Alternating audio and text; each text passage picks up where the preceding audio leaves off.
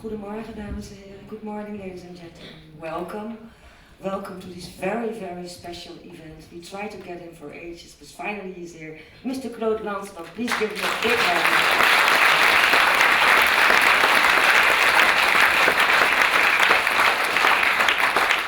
And of course, your moderator, Chris Kijne, also a big applause, please. It's really a great, great honor, Mr. Lanzmann, to have you here. And your film, The Last of the Unjust, will be shown this afternoon at 2 o'clock at Munt 11. Please come all, because it's a very, very special film. Enjoy this conversation. I'll talk to you later. Thank you. Mr. Lanzmann, welcome, ladies and gentlemen. I'm sure that for most of you it's completely superfluous to further introduce Claude Lanzmann, but let me say a few things before we start our conversation. This is Mr. Lanzmann's autobiography, published here in 2009. It's 567 pages and an unbelievable story that takes us from his early youth in France through his activities as a youthful resistance fighter during the war, to the existentialism, Saint-Germain-des-Prés in the 50s, and his lifelong close friendship with Jean-Paul Sartre and Simone de Beauvoir. Mr. Lanzmann, to this day, is the director of Le Temps Moderne, the magazine Sartre and de Beauvoir started in October 1945. It tells us of his dwellings over the world as a writer and a journalist, falling in love in North Korea, to mention just one thing, of his strong bond with and deep love for Israel, where he made 2 films, and of course of the 12 years he spent making Shoah, the film that, as the Israeli friend and official that initially asked him to make it says, is not about the Shoah, but is the Shoah. When I was a freshman journalist, I had to write about that film for the magazine my broadcasting company VPRO issues at the first television screening of it in Holland in 1985. So I guess I was then one of the first to see it here in the Netherlands, and I can only say that that has been a life-changing experience for me. I will never ever forget Simon Schrednik, Abraham Bomba and Philip Müller and all the others. So I feel privileged to be able to speak to you, Mr. Lanzmann. Dear sir, your English is perfect, much better than mine, and I am wounded, and my head is not very clear. Alors, if you could talk to me slowly. I'll be slowly, it would be better. But I would like to start saying that I have a special, strong and good feelings for the VPRO, because you were the first one in the world to release Shoah. And I remember I was in Amsterdam when Shoah was released by the VPRO, and the advices given by the chain were very strong. They said to the people, don't eat, but not much. Don't drink. Close your windows, don't answer the phone, and you immerse for 12 hours in this monster. And the people did it. I was in Amsterdam, the city was completely empty. Everybody was following the prescriptions of the VPRA and looking at my film. It was a strong reward for me. Thank you very much. We share that feeling about the VPRO. We're here to speak about your latest film, The Last of the Unjust, and this is the 4th film you made from the material you shot while making. 4th or 5th, I don't know. the 4th, I think. It was Sobibor, Never mind. the last witness. Yeah. Apart from show itself. With show itself, it's 5, indeed. It's the account of Benjamin Murmelstein, and I guess most people here haven't seen the film yet, so we have some explanation to do. Who is Benjamin Murmelstein?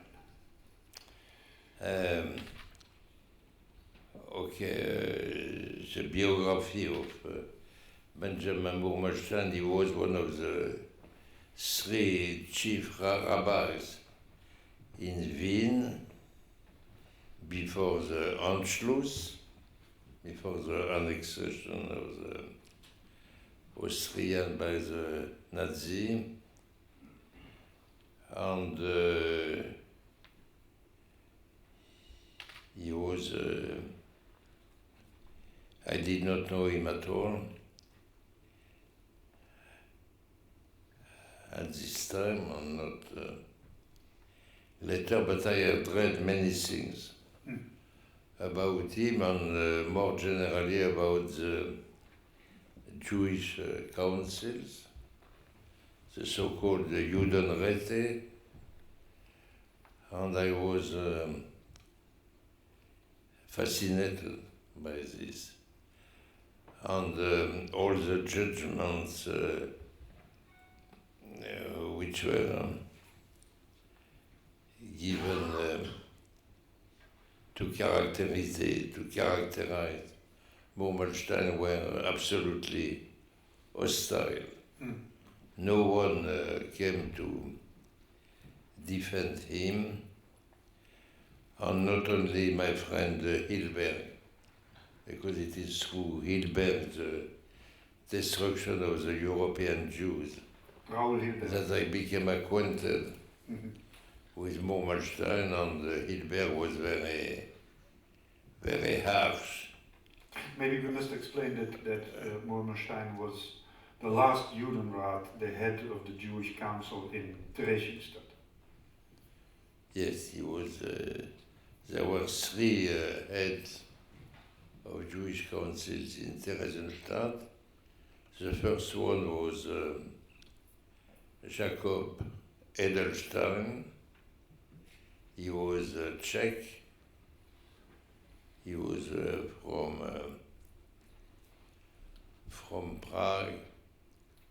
He was a Zionist, and he liked the young folk. The second one was Paul Epstein. He was from Berlin.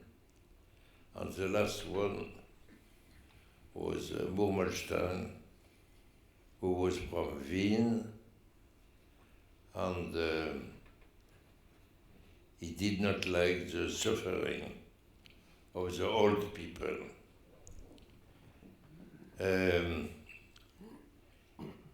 He was a very, very bright man, very intelligent, with a very acute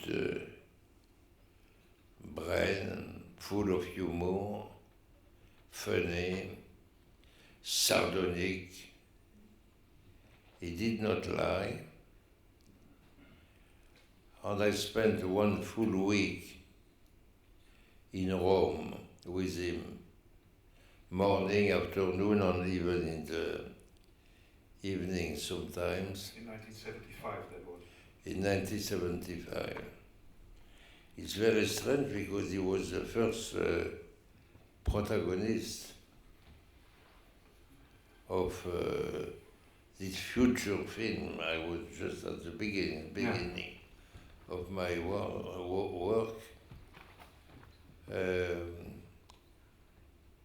He was the first one I chose to talk with and to interview. And he, which is also significant to mention, he is the only Judenrat, the only head of a Jewish council in the ghettos and the camps that survived the war. Yes, pardon? He is the only Judenrat that survived the war. Yes. And when he decided to be arrested from his own will, He decided to be arrested. yes, by the Czech police, and the Czech police was not tender at all.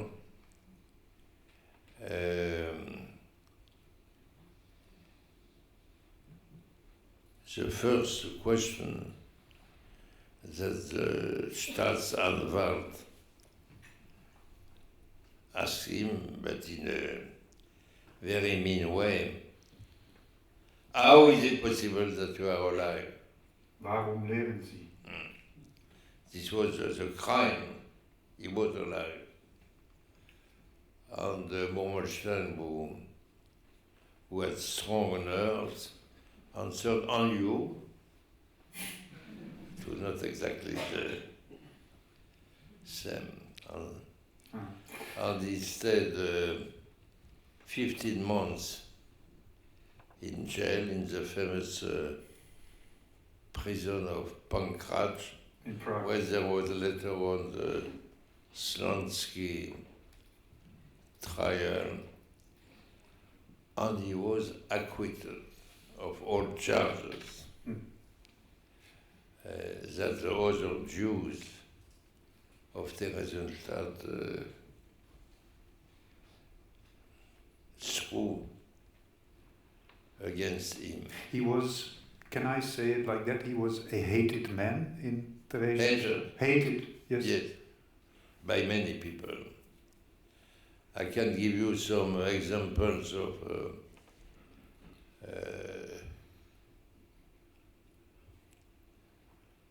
the way he was hated, misverständnis if you want.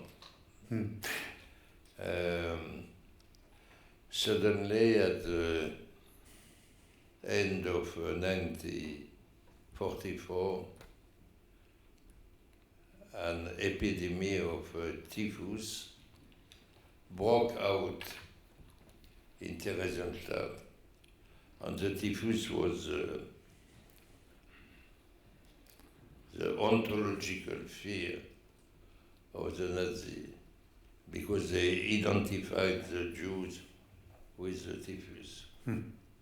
You can find this in Shoah, in Chronicles, and so on. An Eichmann rushed from Berlin in a special airplane and said, if you don't stop the typhus pandemic in a very short way, I will burn the city of Theresienstadt, because there are other people around which are not Jewish and which don't deserve to die. And there were very complex fights inside Theresienstadt between the three elders of the Jews, who at this time were working together. Edelstein was still alive, and Epstein too.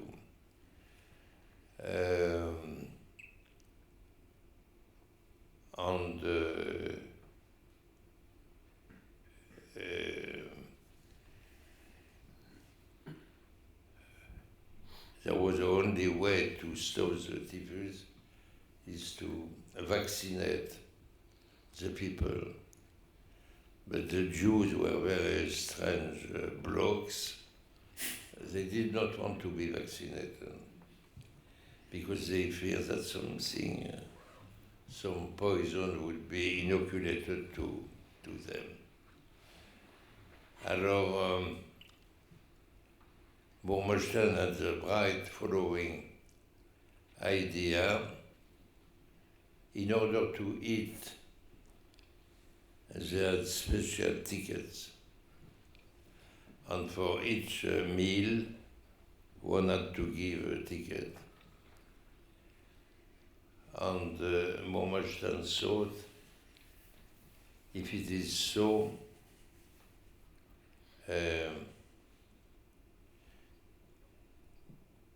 we will stamp every ticket. A ticket which is stamped allows the food. A ticket not stamped, the person will not eat.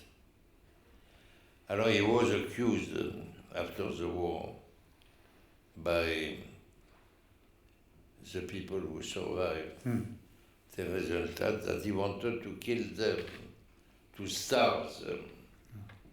Because he only wanted to give this stamp when you were vaccinated. He forced people to be vaccinated by giving them a stamp only, giving them food only when they were vaccinated. Yes, because he didn't give food to the people who were not vaccinated. He had this power at the time because he was almost elder of the Jews, not completely.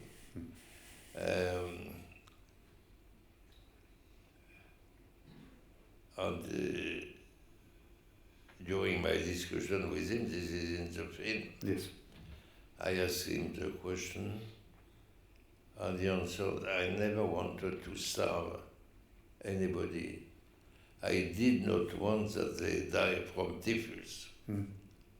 It is a very good answer, and a beautiful answer. Yeah. Two, when they hated him for this, they hated him too because he refused to make the list of the people who would be deported to the east.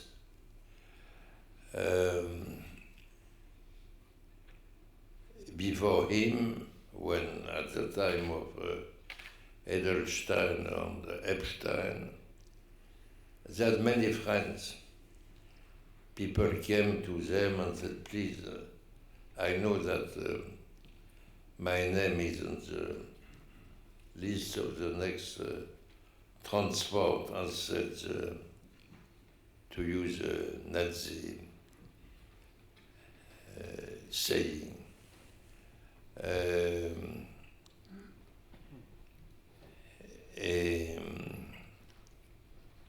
Do something for me, take me out.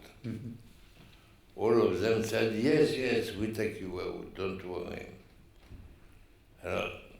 This gave birth to all kinds of corruption. Somebody was in love with a woman, okay, he has saved this woman, or save this one, and so on. And the people, Edelstein and Epstein said, yes, don't worry, everything will work. When it worked, because the Nazi wanted only the exact figures. When they say you prepare a transport of 5,000 people, it was not 499 or 1,001. They wanted the exact figure. Who was going, they did not care. So for everyone they took off the list, somebody else had They to left go. this to the Jewish Council. And the Jewish Council did agree to this, and it was the birth of the most horrible, the reason for the most horrible things. And Murmelstein refused to do that. He said, you are much stronger than we are.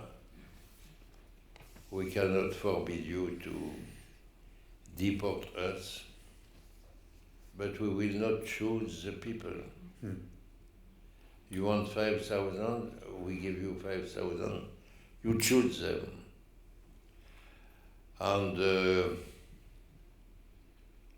when somebody went on asking him, please make an exemption for this man, he said, you want an exemption for him?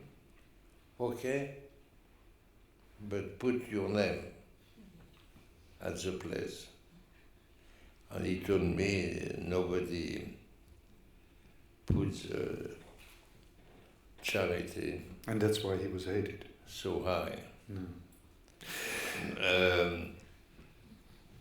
Alors,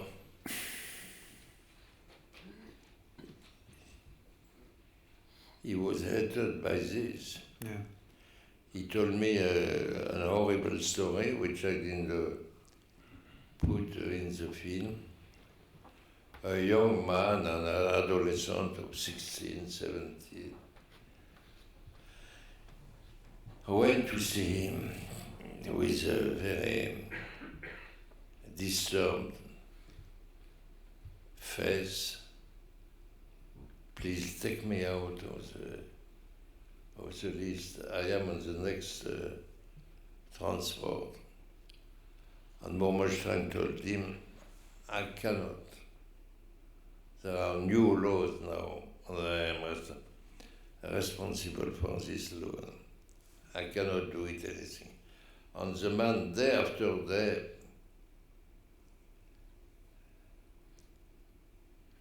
went to talk to him, asking, begging, and so on. And he did not yield. On the very last day before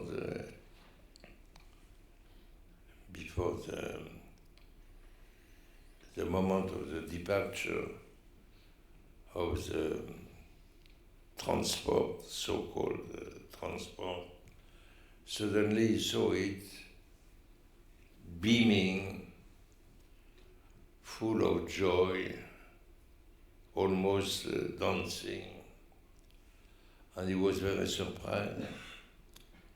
And he went to him and he said, what happened? Suddenly. And the other told him, oh, it was a mistake, it was not me. It was Fetterchen. Yeah, it was his father, that's the same name. Okay.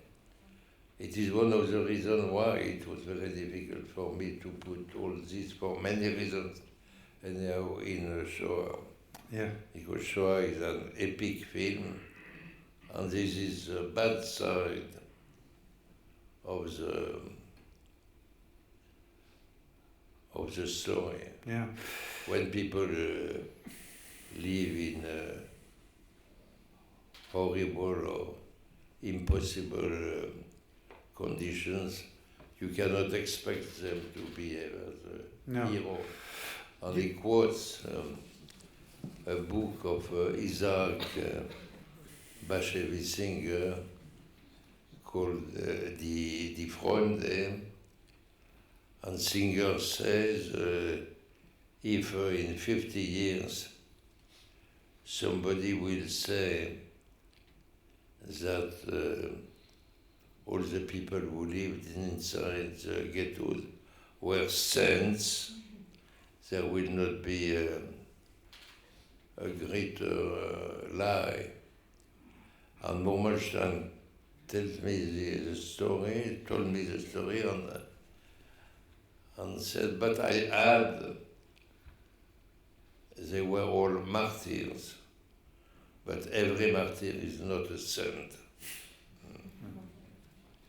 You spoke to him in 75 without knowing all this. You only knew the hostile material that was there, that you read.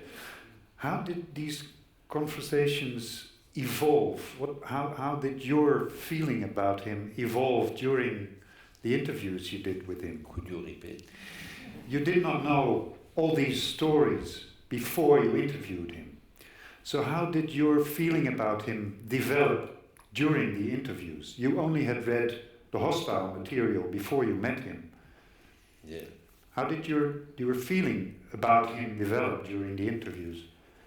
Listen, as I told you, I saw him 3 times a day for a full week. And I was astonished. I admired him. I admired him because he was so intelligent. He was the most intelligent man I have ever met. He was witty. He was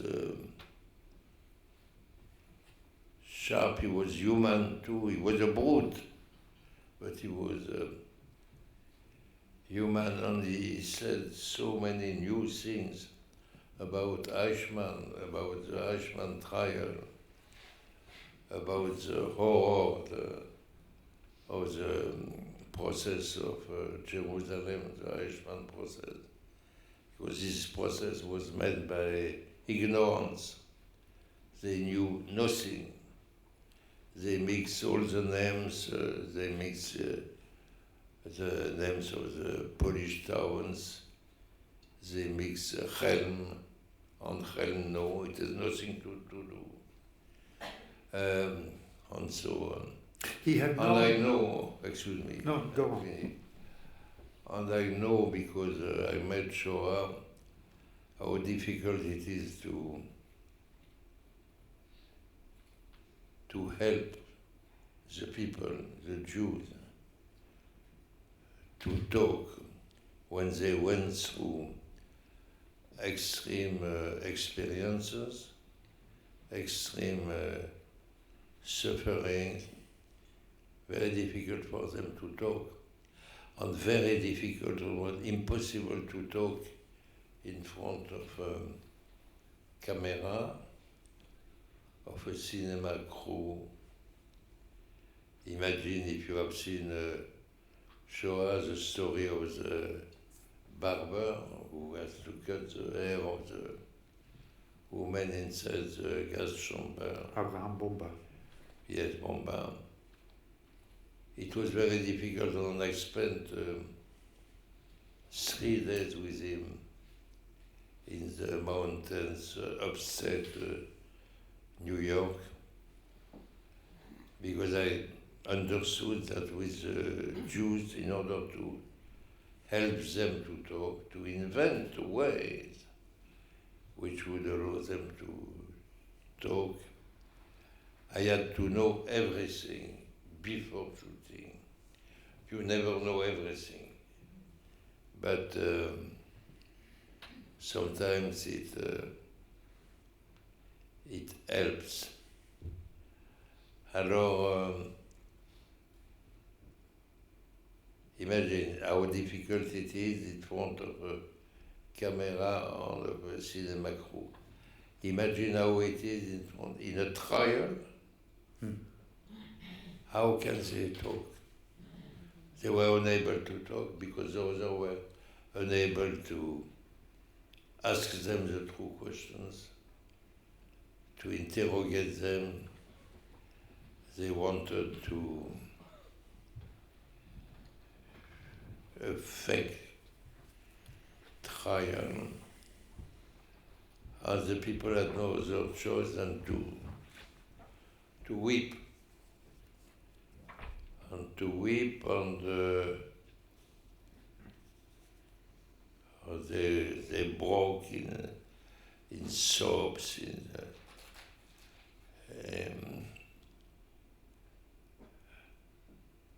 and it was much easier to put the guilt on the Jewish councils than on the truth, than on the Germans.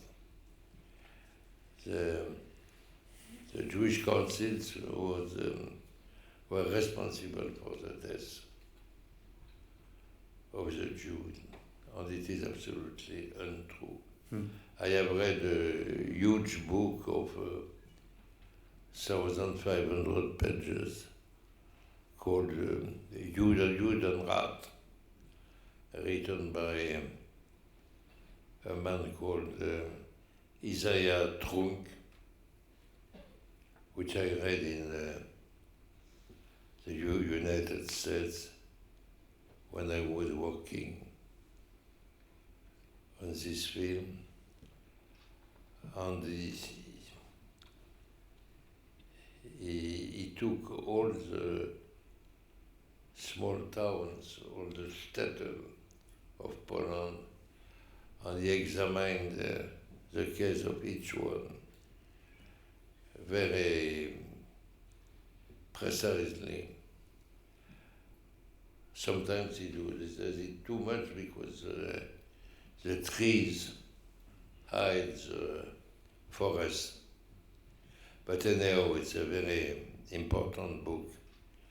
And you discover that the Jewish Council had generally 12 members with the elder. Sometimes more, it was complicated. But a whole Jewish council decided to commit suicide, to kill oneself the same night. They did several times when they knew that the following day the deportations for the gas would start. They killed themselves. And it was for me a very big, I could breathe when I discovered the real personality of Murmelstein. Yeah. There are many more things, of course. Yeah. It took you 40 years before you made this film. Why did it take so long? Yes. If you ask me how long did it take you to do this film, I have to answer, it took me 40 years. It is a record, I must say. It took me 40 years. Because I shot in 1975, and it's very difficult to explain this. I forgot Murmelstein, who has been so important to me. First of all, to shoot one full week with somebody, one has to be insane. There is no one producer able to finance such a film. But I did not care. I was a beginner, really, a real beginner.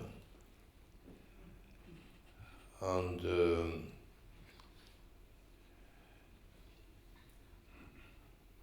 you know how that in Shoah there is no one word of commentary. It is a succession of the sequences, of the plans, which is intelligibility of the film as such. And imagine that I had tried to include the Murmelstein film. It would have made, with my method of work, it would have given a film of 15 hours, at least.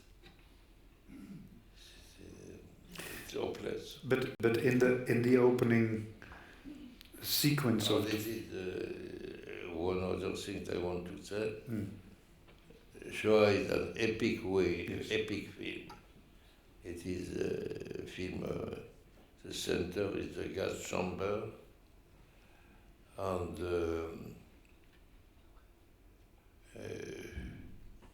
on the death is the only subject of the film. yeah. Is at the core, you know. But the Murmelstein film is not an epic film. Mm. All the stories I told you, but it is another side of the same story. Yes.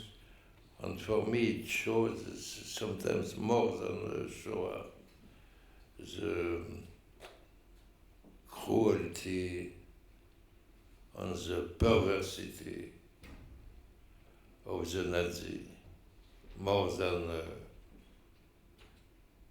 in Shoah. Why? Because they never stopped to lie. It was a mixture of lie and naked violence, both Especially in Theresienstadt. together, Especially in Theresienstadt, especially in Theresienstadt. where this facade was held up of. Listen, when you imagine that they went to Frankfurt or to Hamburg, the Gestapo came and went to see old woman,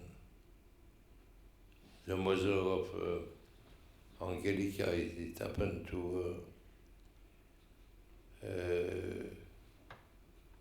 and they offered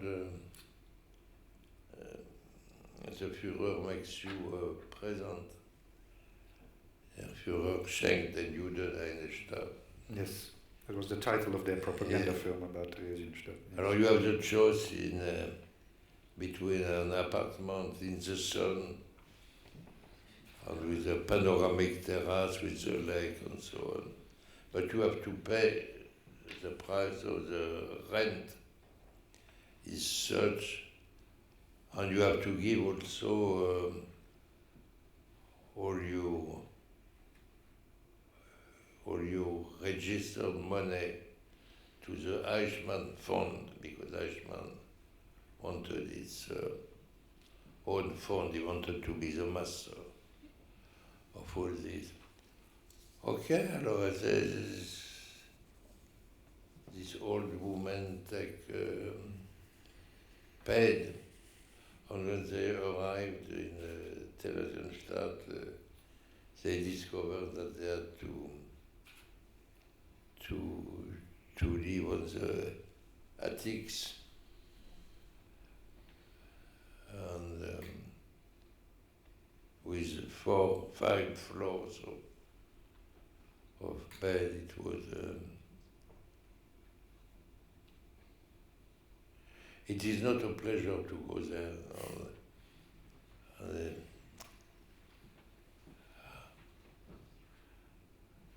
And you know why I forgot Murmelstein?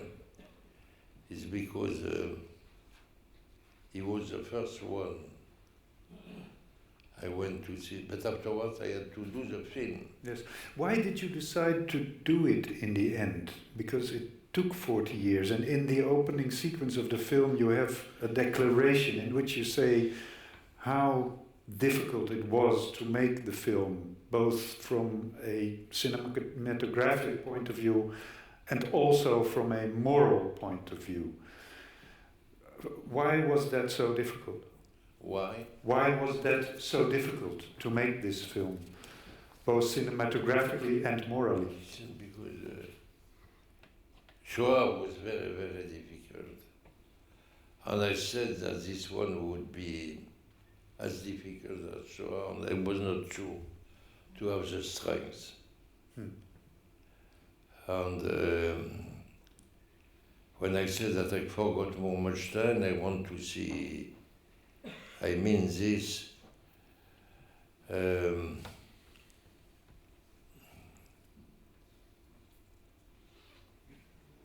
after Murmelstein, I had to build my film, to find the core of the film, the subject, and I did not know. I had to create it, to invent it. And I made, I don't know, many trips in Germany in order to find Nazi, and it took all my energy. And Murmelstein, which I had already shot with, passed in Oblivion.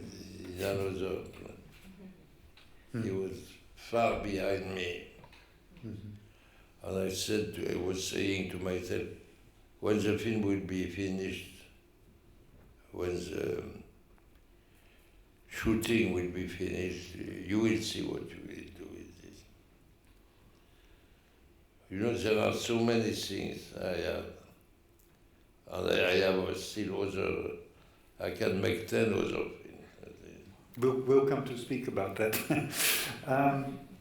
Murmelstein, one very important element you already touched upon it is that he has known Eichmann on a personal level since 38. Yeah. He worked with Eichmann when he started with the Zentralstelle für jüdische Auswanderung in Vienna in 38. And he absolutely opposes the ideas that Hannah Arendt had about Eichmann. He absolutely. Opposes the ideas that Hannah Arendt had about Eichmann. With good right, in my opinion. Because to say that Eichmann was a small bureaucrat who didn't even dislike the Jews, it's a big stupidity. And I don't understand what she meant. What is this? The banality of evil? What is this? It's completely meaningless.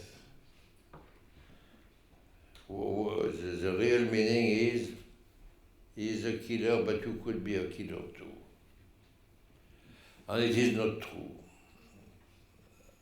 I am sure, I swear, that I would never behave like Eichmann. And Murmelstein witnessed Eichmann, for instance, in the Kristallnacht. Pardon? And Murmelstein witnessed Eichmann's behavior, for instance, in the Kristallnacht in Vienna, which was very, very harsh. So he was not the quiet civil servant. For me, he was like a hero in Vienna, because he succeeded to allow 123,000 Jews to escape Vienna after the Anschluss, without money. Because of course they wanted their deaths and their money, and to allow people to live without a penny. It's already the gas chamber. He gives beautiful examples of croqueries of Eichmann. Yes. The corruption. Eichmann was in it for the money, too. He was ready for any kind of inhumanity if he could be paid in exchange. But still, Benjamin Murmelstein, he tells this story himself in your film, was the only Jew who was allowed to sit in the presence of Eichmann, who was allowed a chair. It is a very funny story, because Eichmann was, I don't know the word in French, un cuistre. I don't know the word in English. Raymond? A thigh. Maybe. Maybe. And Eichmann pretended that he could become a specialist of the Jewish emigration. Yes. He ordered Murmelstein, who had a very bright brain, and who was able to work very fast. And he said to Murmelstein, you have 1 hour. You have 1 hour, and in 1 hour you give me this and this and this and this. Because he had himself accounts to give to his superior. Alors Murmelstein said, but in 1 hour it's impossible. I need 2 hours, 3 hours. And the other one started to scream and to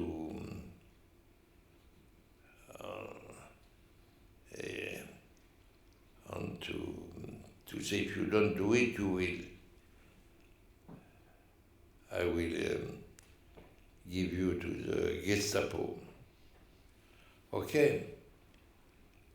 And this was in 1938, after the Unjust and before the war. It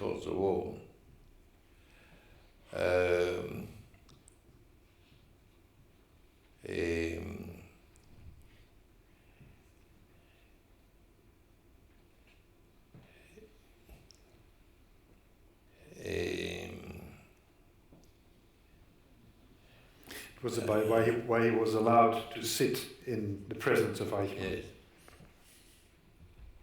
Alors, a Jew was not allowed to sit in front of a Nazi. He had to be at attention zu Befehl. Okay. Alors, Murmelstein was tall. He was a coloss. Eichmann was small on his chair. And for him it was difficult to have this huge man debout in front of him. And he decided to lift himself to be, I don't know the word, to be debout in front of Murmelstein. But Murmelstein anyhow was higher than Eichmann. And Eichmann became tired to stay debout. And he said it cannot work, and he said to his help, who was at the time he was Oberscharführer Ram. Ram, yes.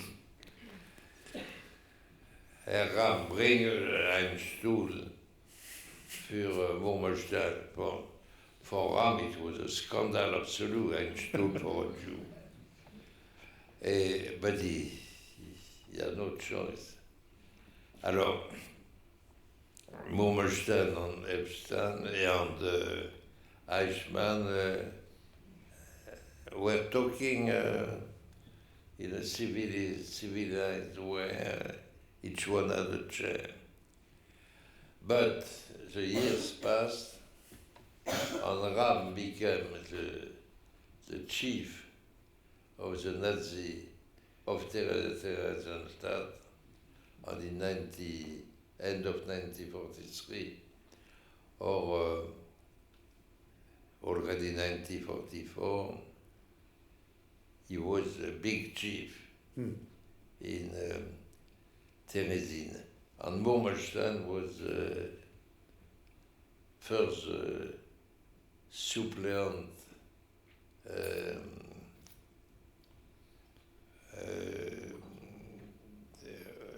the deputy number 2 of the Judenrat, and afterwards number 1. Yes. Alors, they elevated to get together. Yes. And Ram could not forget this. And I said to Murmelstein, yes, it was a stool complex. He said no, it was a complex de la place assise.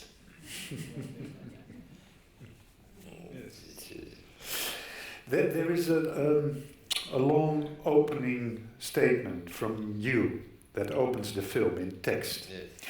in which you explain who Murmelstein is and what the Judenrat was, and that he is the only one to have survived the war. But you also explain your feelings about him, that you started to love him, that he's sardonic and witty, and that he never lied to you. Yes. Why do you want us to know before the film starts? Yes, you are right. Maybe I was wrong, but it was so evident for me that for not to help the people to think like me, that I prefer to help them. And it did not change much the truth. It seems in the... No, go ahead. It's like the stories of the people who made les dessins, what do you call it, the drawings. The drawings, the Czech, they were genius. You show many drawings in the film of people made by people in Theresienstadt, yes. Exactly like the pictures of Goya in the Prado. Les monstres, the monsters of the Prado, they are heartbreaking.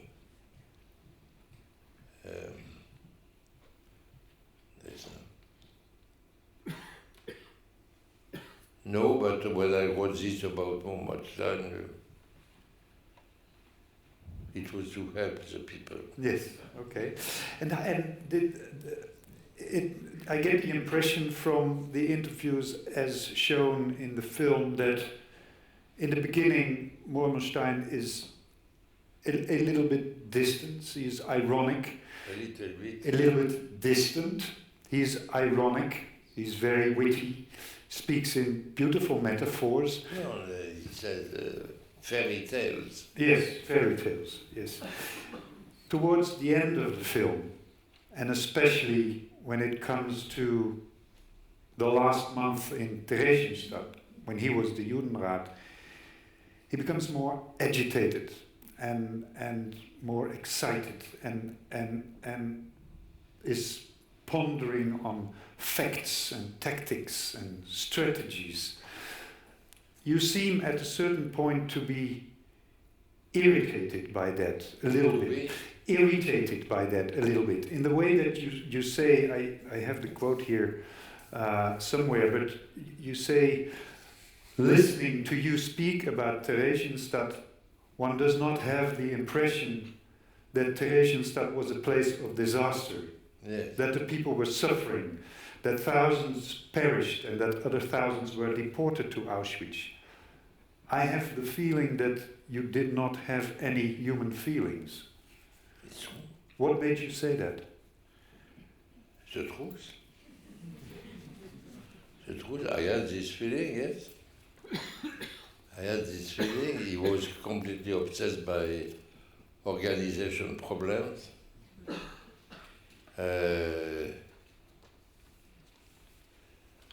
Too much.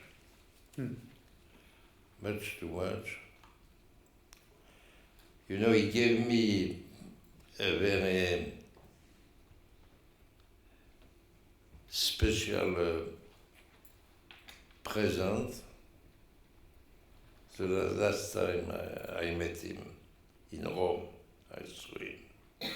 He had a black, small carnet, I don't know how it is, a carnet. A notebook. Oui. Notebook. And it was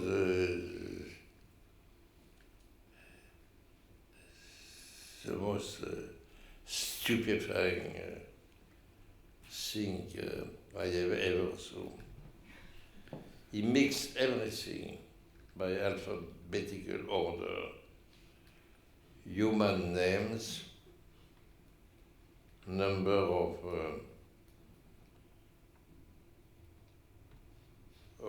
cube meters of cement, which remain in Theresienstadt, the number of Stuhl für Zehner,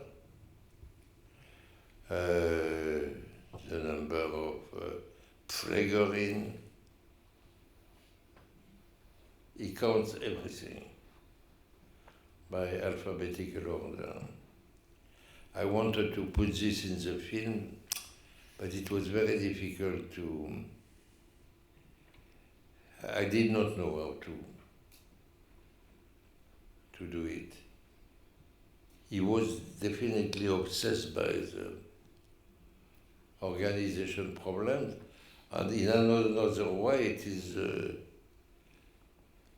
most evident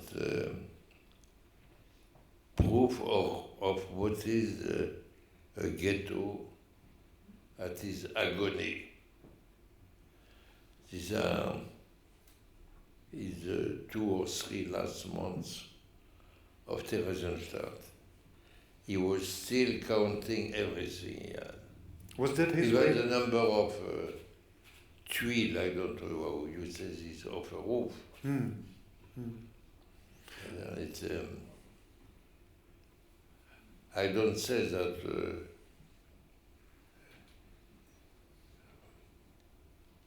Murmelstein was a normal man. No, he was not.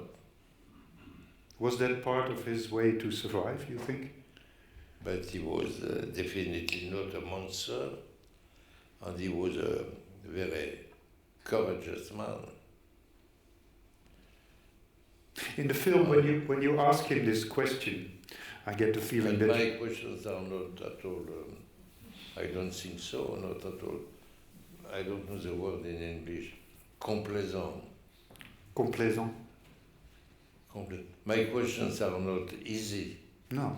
Then I ask him difficult. yes, you ask him difficult questions about his Abenteuerlust, for instance, and his lust for power. Yes, Abenteuer. you do. Yes, yes, you Yes, do. but this I like this idea very much. Abenteuerlust. You ask him at a certain moment if in everything he did there was a lust for adventure too, Yes. and he admits that. On the story of the India companies, because they traveled much. Eichmann makes them travel. India companies to London, the old rabbi of Wien, Dr. Teglicht, This is in 38. Yes. who is allowed to emigrate. And he arrives in London with Dr. Teglicht, and he goes to see the chief rabbi of England, Dr. Hertz. And he says to Hertz, please, it would be a great honor for the old Teglicht if you would agree to receive him and shake his hand. And Teglicht, and I said to Murmelstein, as the chief rabbi of England, he said, of the British Empire, Yeah. And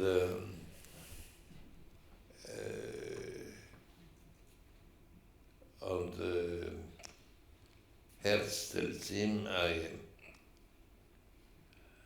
give, I don't know the Hebrew word, I give the Honor. chometz, Comment. Yes. the chometz to the rabbi who returns in Inferno more than to the rabbi who lives in Inferno. This can be discussed. Because Murmelstein went back to Vienna. Yes. And Murmelstein thought that he had a mission to accomplish, after all, to send children through occupied France in order to reach Spain or Portugal, where you have the joint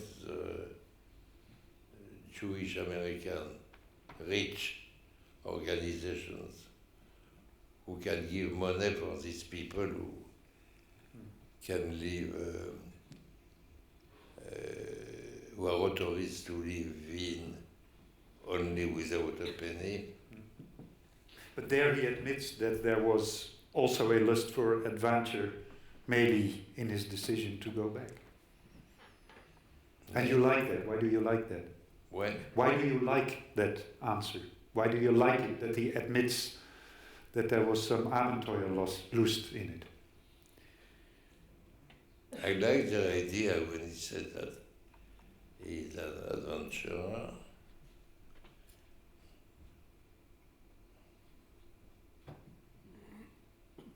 And he asked me if I am an adventurer too. In one way, yes, it's better to be an adventurer and to have an inventive life.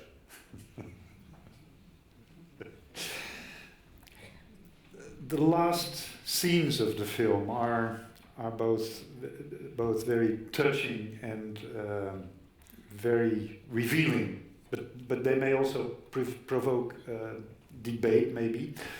To start with the backdrop of that scene, the backdrop, the scenery. You walk on the Forum Romanum, and in the back we see the Ark of Titus. I walk. You walk on the Forum Romanum with Murmelstein. The Forum in Rome. Ah, the Forum. Yeah. The Forum. And in the end, we see the Ark of Titus. Titus, yes. Now, Titus was the emperor that conquered Jerusalem. Yes. Who picked that site? Did you pick it or did Murmelstein pick it? Oh, it was an idea of Murmelstein. Why do you think? Because he liked to see oneself in such a way.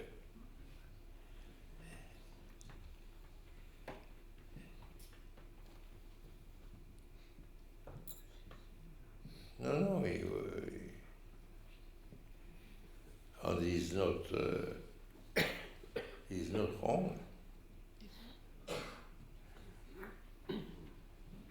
But what is very funny when I tell him that there are people in Israel who wants to hang him like Gershom Scholem. Yes, you refer to a letter that Gershom Scholem, the great scholar of Judaic mysticism, wrote to Hannah Arendt, in which he said that the Jews should have hanged Murmelstein.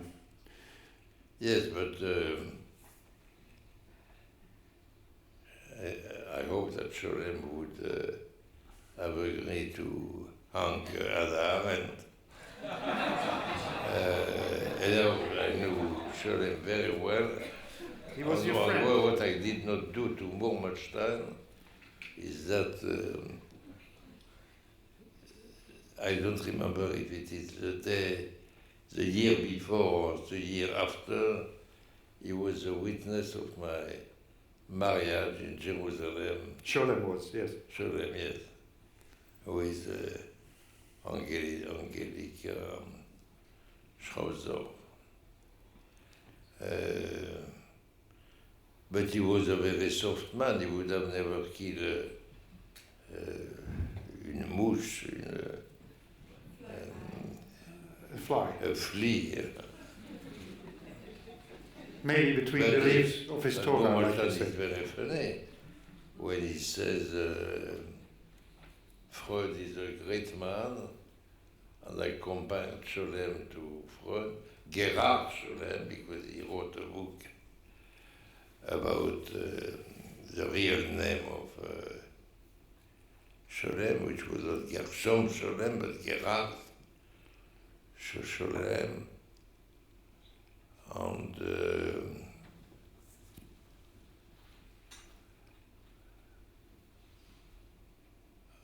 it says Freud was so strong and clever in psychoanalysis and so on, wrote stupidities about Moses, and he's right, in my opinion. And Sholem, who was very brilliant in Kabbalah and so on, wrote stupidities about me. He could have inquired. There was material. Wrote stupidities about me, yes. And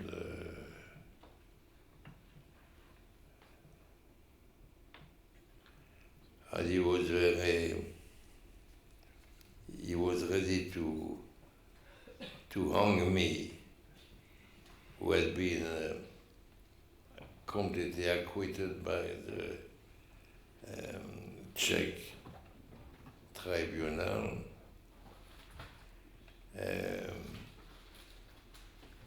But he refused that Eichmann should be hanged. Yeah. And he says this man is a little bit capricious with hanging. And he says another, what I thought, beautiful sentence. He says, they can condemn me, but they cannot judge me. Yes. Do you agree with that? I'm not sure he says exactly. He says one can't even kill me. No, he says they can condemn me, but they cannot judge me. Yes, urteilen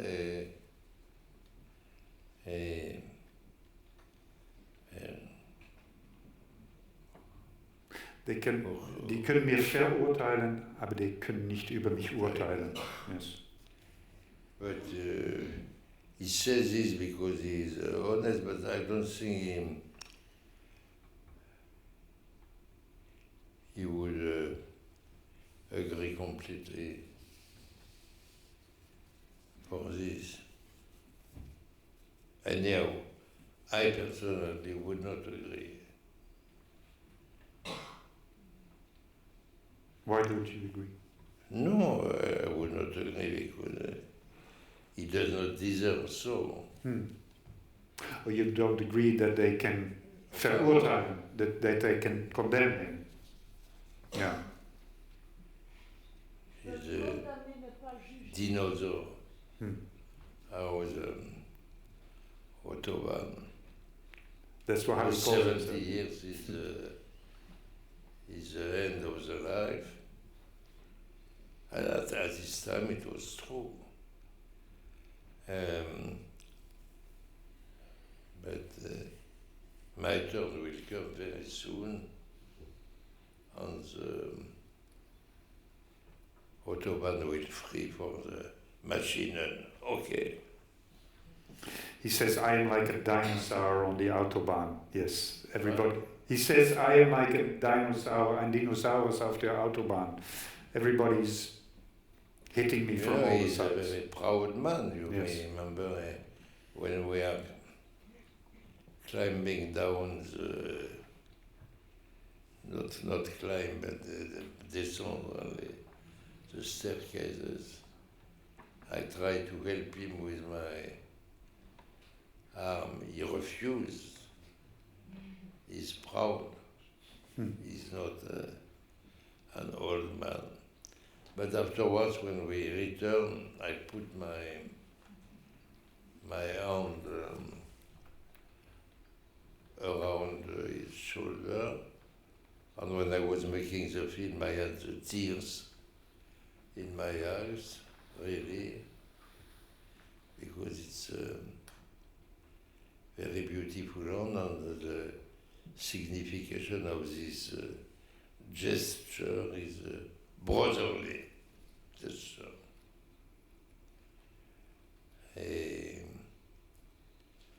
But I don't know if the people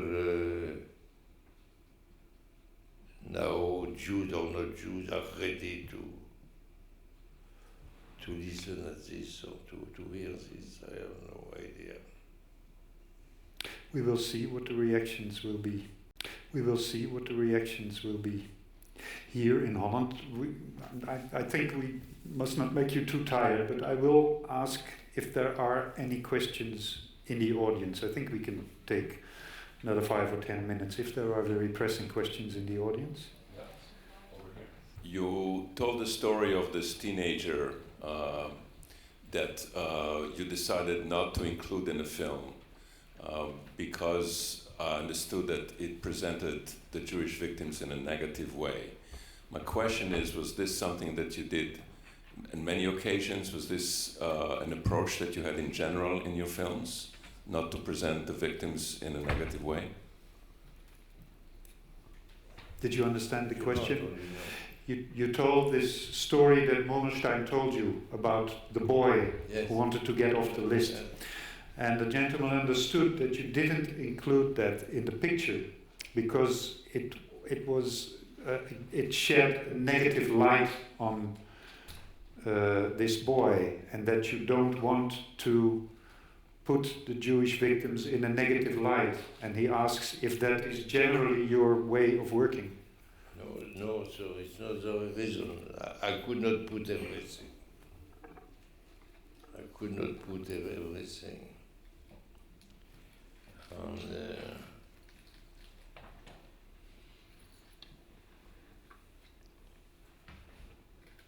but it's clear enough without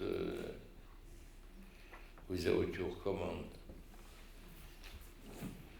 Any other questions? Over here? I have some question about Theresienstadt.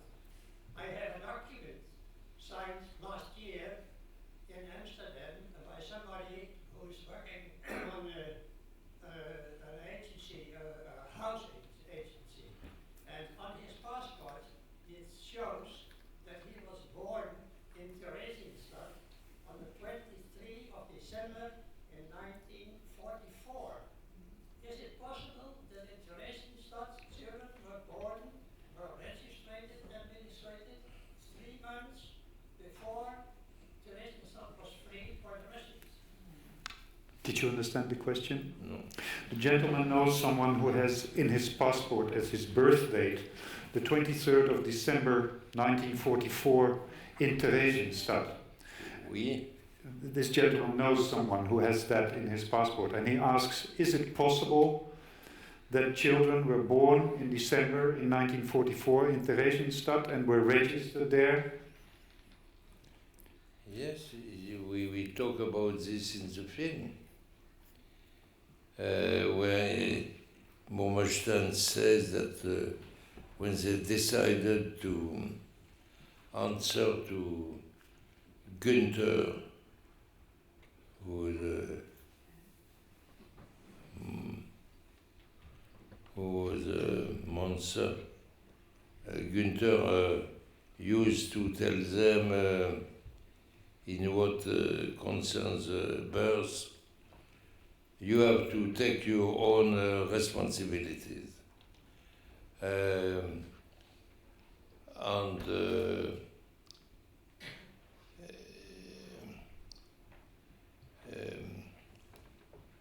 not Edelstein, but Murmelstein. quoi? Murmelstein. No, the other one. Epstein. Epstein. And Epstein decided that Günther advised them to not to allow the birth.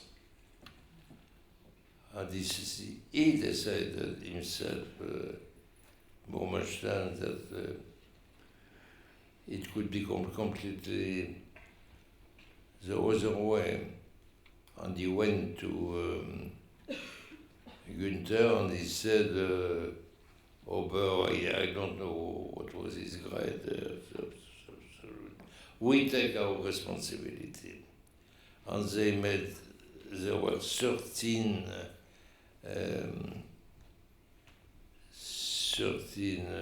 births in the last period of Theresienstadt, and these 13 remained alive.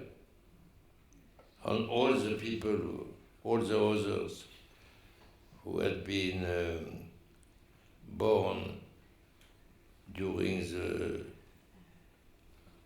4 years of Theresienstadt had all been killed. And 13 people remain alive. This is the one I am talking to you.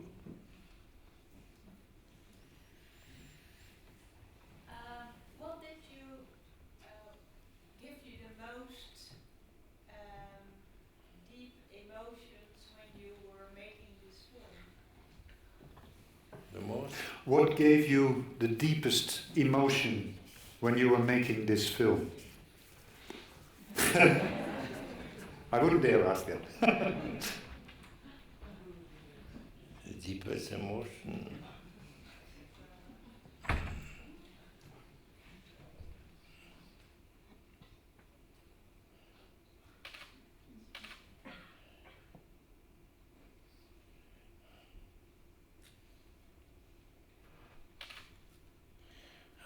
It's difficult to tell you because I had many, and I didn't expect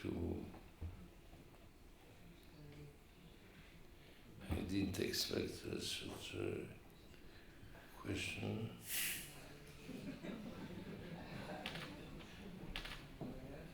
Let's Abenteuerlust.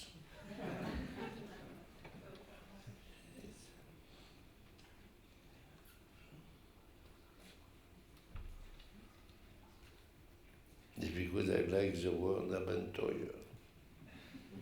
And Lust too.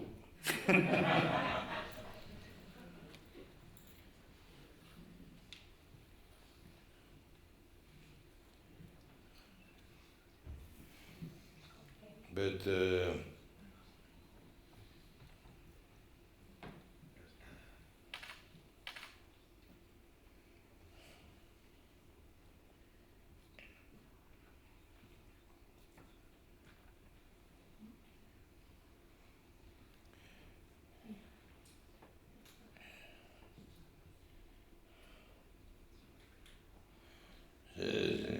is something else too.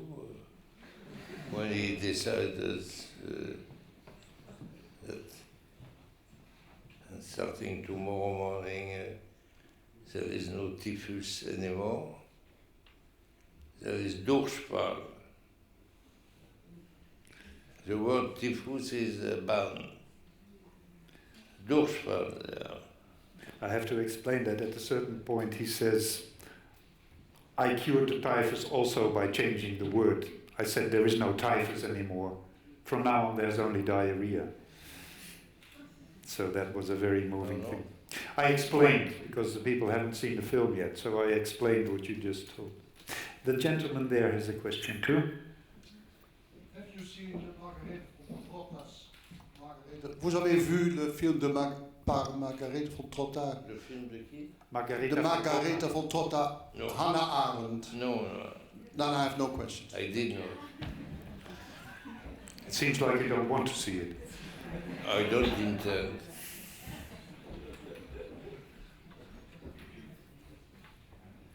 Any other questions?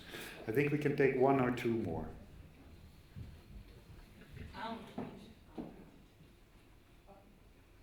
Roep maar. Je posais la question en français.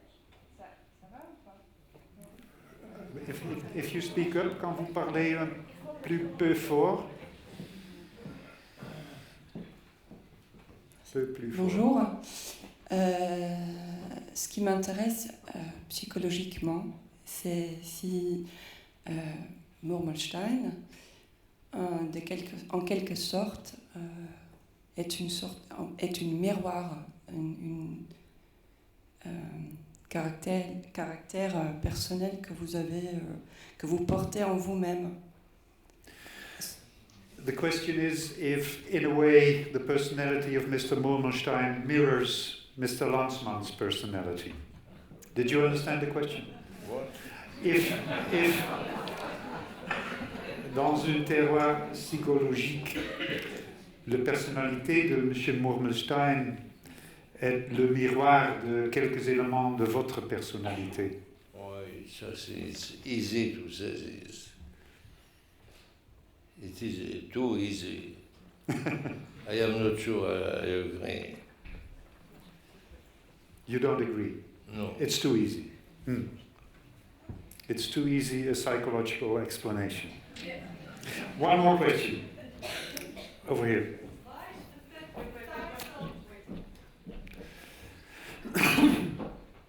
Why is the title of the film The Last of the Unjust? Why the title of the film, and why is it The Last of the Unjust? It's an allusion to a famous French novel about a Jewish family which is called The Last of the Just. I said that he found himself the title. It is written on the screen. He called himself the last of the unjust because he remembered very well the book of André Schwarzbart, The Last of the Just. And did you read this book?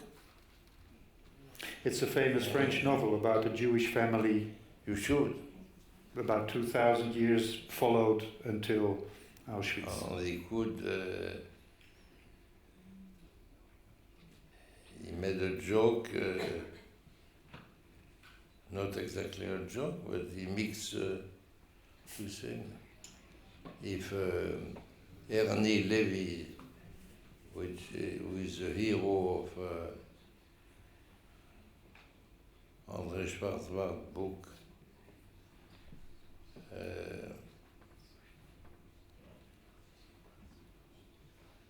Ernie Levy is he wrote The Last of the Just. Benjamin Murmelstein calls himself The Last of the Unjust, but it's ironical. It's obviously ironical. I think we will conclude, Mr. Lanzmann. Well, okay, but really the last question. Wait. Do you have, did Murmelstein have any idea what made Eichmann do what he did? What was his inner motives, and what made? Well, it's quite impossible to explain it. To say what made him what he did.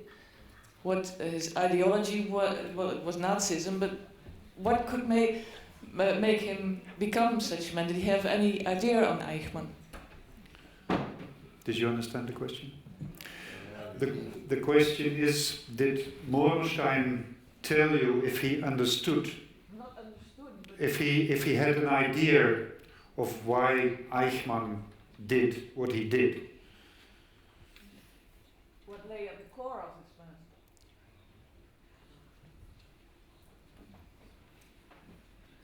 No, it could be. I think it was not exactly his problem.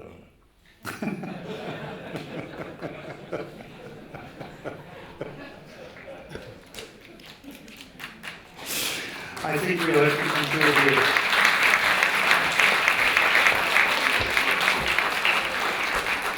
Mr. Lanzmann, I have one last question. You have now, 4, 5 films after Shoah made from that same material. Are you working on something else?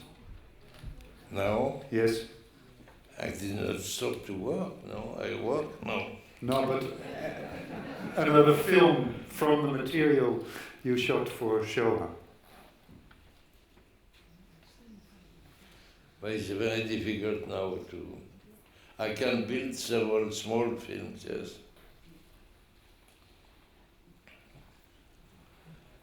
And will you? But it's a question of will, you know that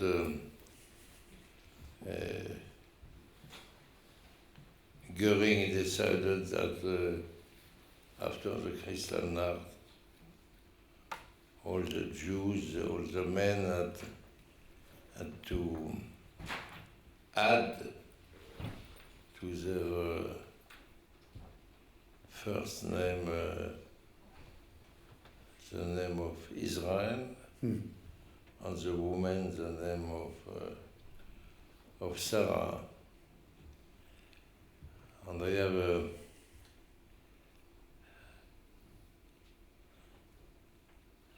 a friend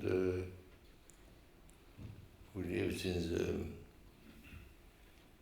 the United States and who told me so funny story because his parents had been deported from Karlsruhe to Riga, and it was an horrible thing because they arrived in Riga and they found the table ready. They had to be chased immediately to the Jews of Riga to make room for the Jews of Karlsruhe. But the child remained, the parents left, and he remained, but he had to come every morning to the Gestapo and to say that I am here.